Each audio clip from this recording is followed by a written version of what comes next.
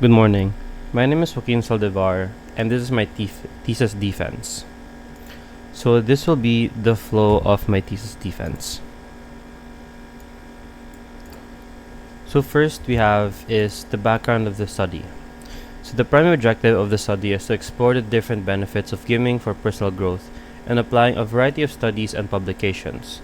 So, this is all about finding different ways on how we can use gaming as a way to improve ourselves or maybe teach us something new, right? So, this is all about exploring a new way of learning in a sense.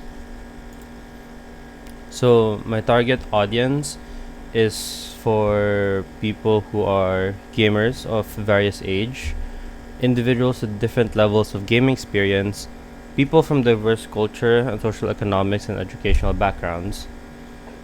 And the motivation is curiosity about the cognitive, social, and emotional impacts of gaming, desire to enhance a specific skill such as problem solving, decision making, teamwork, or resilience.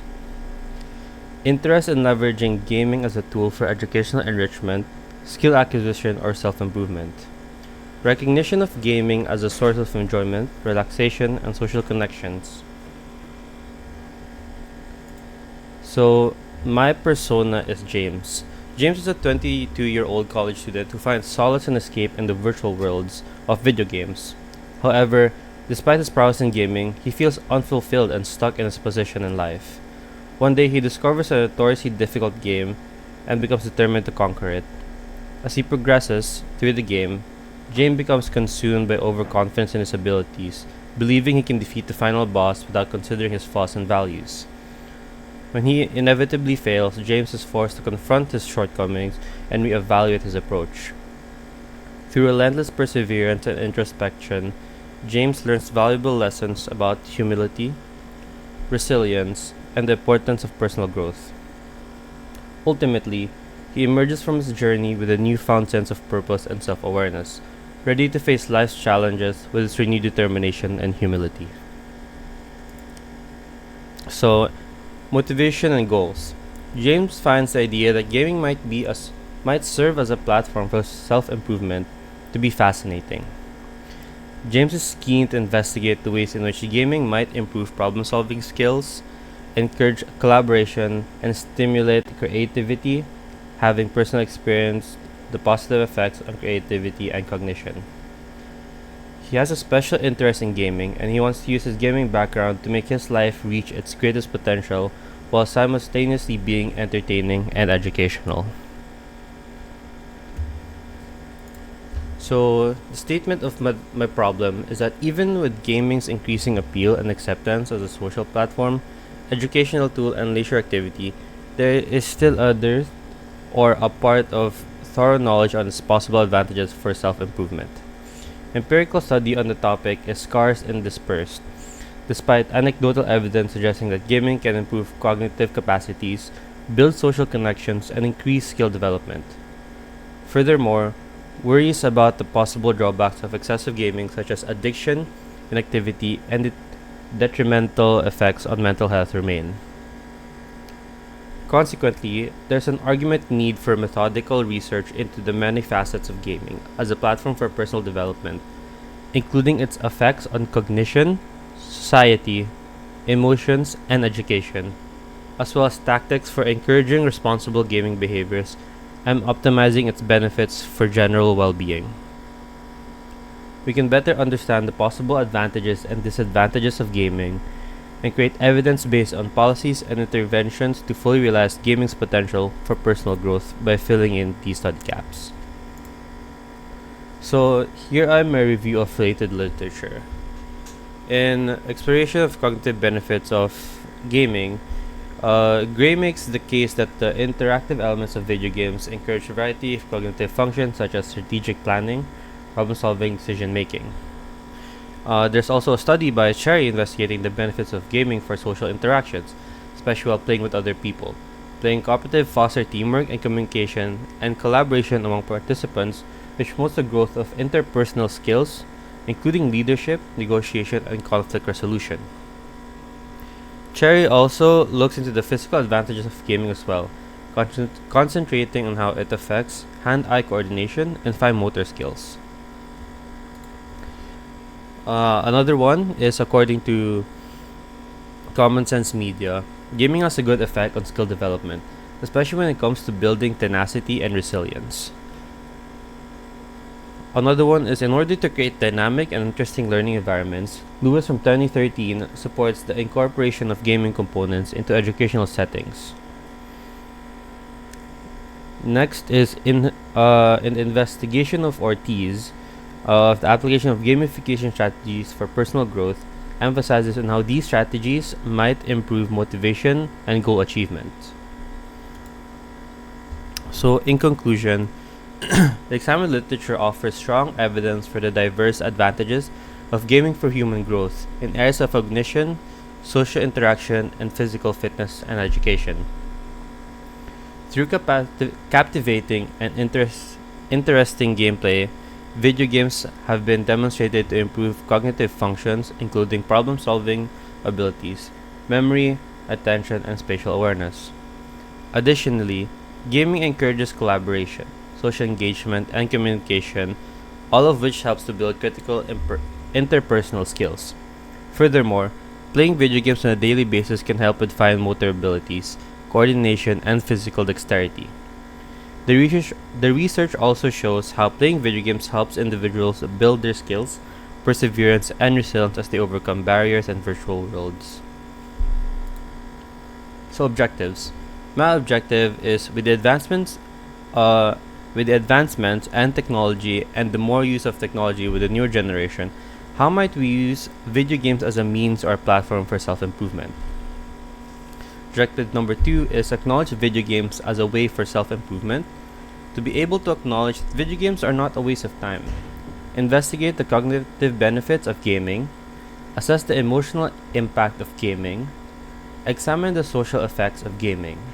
Explore new educational strategies. And evaluate the educational application of gaming. So, for my theoretical framework for this study, the researcher believes that narrative paradigm and semiotics are the best frameworks to tell the story. The researcher would want the viewer to be able to bring light to the misconception that video games are just a waste of time and it brings no means to their life. So, for the narrative paradigm, James is a gamer who is unfulfilled with himself and his position in life. He resorts to escaping via video games, and he plays notoriously hard games and is about to beat the final boss.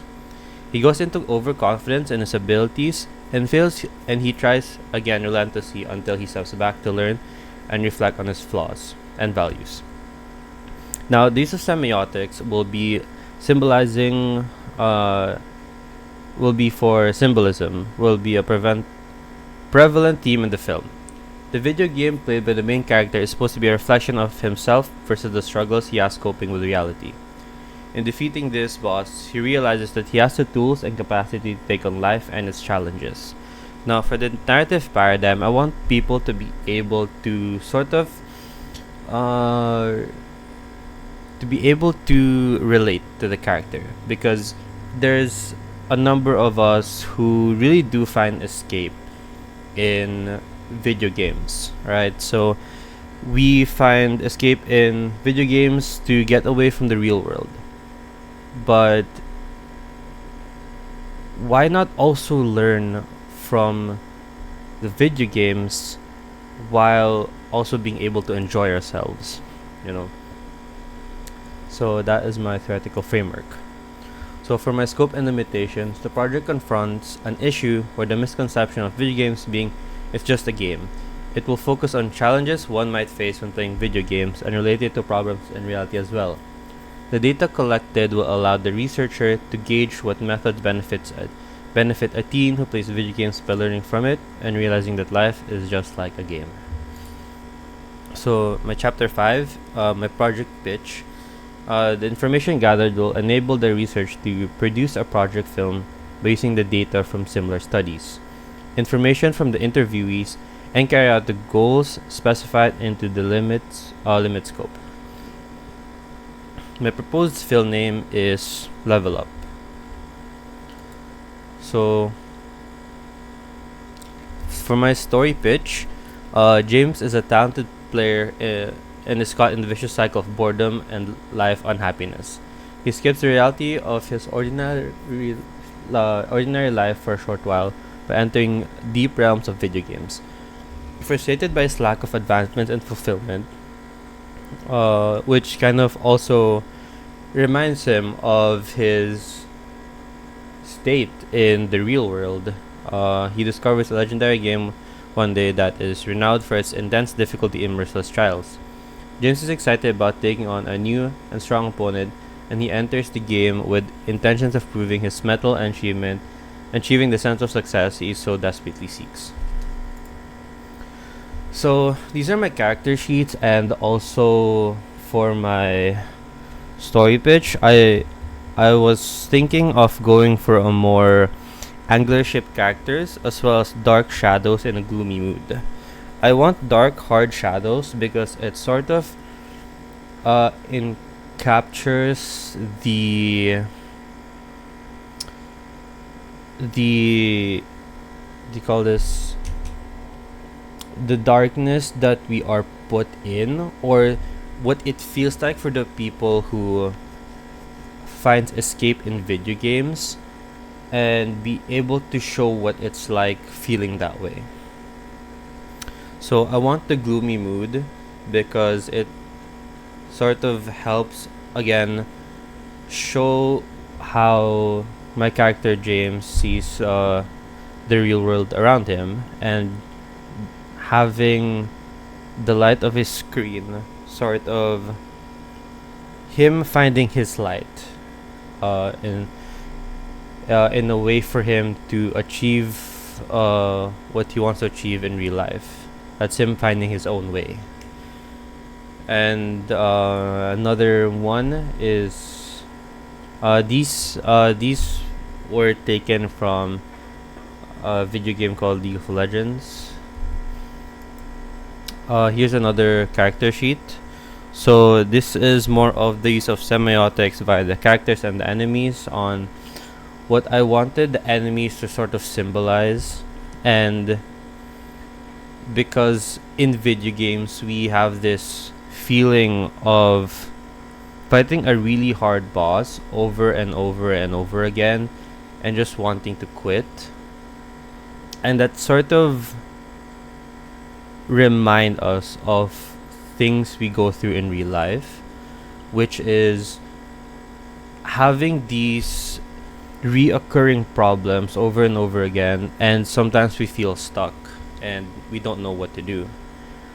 When using these enemies for symbolism of what it's like in the real world, we get to, or my character James gets to realize that how he takes his approach on the problem and how he takes it on and overcomes them might be the same way as to how he might be able to take on his problems in the real world. So that will be all for my presentation. Thank you for listening.